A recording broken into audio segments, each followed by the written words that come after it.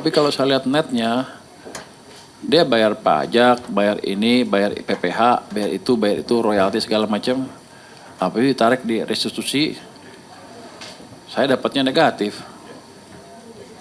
Jadi saya memberi subsidi perusahaan batubara yang udah pada kaya itu. Menurut Anda wajar nggak?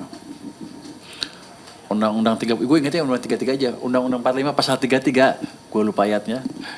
Kira-kira itu untuk bumi dan tanah dan untuk kemakmuran rakyat, sepenuhnya kemakmuran rakyat kan. Kalau ini enggak kan, diambil tanah, diambil bumi, ambil, saya bayar juga. Kalau gitu lebih baik saya tutup semuanya industri batubara, selesai. Saya masih nol. Dari sisi fiskal, tapi kan nggak gitu kebijakannya. Kita cari yang optimal untuk semuanya, untuk pengusaha maupun untuk negara, untuk masyarakat juga. Kan pajaknya bukan saya pakai makan-makan, tapi tadi makan-makan ya. Kita pakai untuk program-program yang bisa memakmurkan masyarakat. Misalnya kayak bencana di Aceh, dari mana uangnya? Program pendidikan dari mana? Gitu kira-kira. Jadi kita cari balance yang pas buat semua pelaku bisnis maupun untuk negaranya. Tujuan kami bukan mematikan industri batubara, tapi mengoptimalkan pelaksanaan hak-hak mereka sehingga negara dan rakyat pun diuntungkan juga.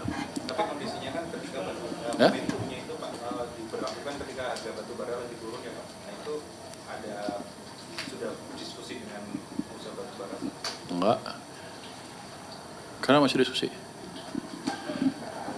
Dia udah untung banyak. Dia dapat memberikan net pajak negatif. Saya cuma mau saya balikan ke normal aja. Itu kan gara-gara undang-undang cipta kerja kan.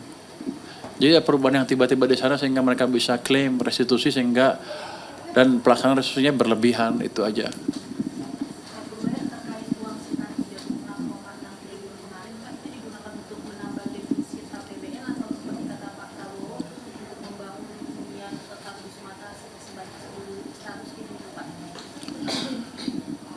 Ketika uang masuk ke rekening saya udah nggak bisa dibedakan kan yang mana.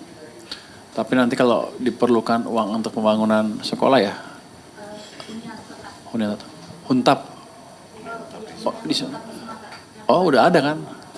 Itu udah uangnya sudah ada, itu dari penyisiran dana-dana anggaran APBN 2026 dari kementerian lembaga yang kita sisir yang dianggap dipakai untuk rapat dan jalan-jalan yang nggak terlalu produktif. Sudah ada itu, jadi nggak harus ada. Yang itu bisa dipakai untuk yang lain. Tapi untuk saat ini ya itu mengurangi APBN kita, defisitnya. Pak, mau nanya soal pemungutan pajak marketplace belum akan berjalan di 2026 ya? Pajak apa? Pajak marketplace Pak. Pajak marketplace yang 0,5. Nanti kita lihat apa?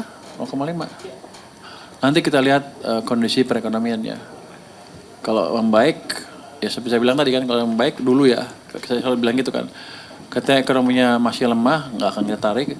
Tapi kalau udah kuat, ya kita pertimbangkan untuk ditarik.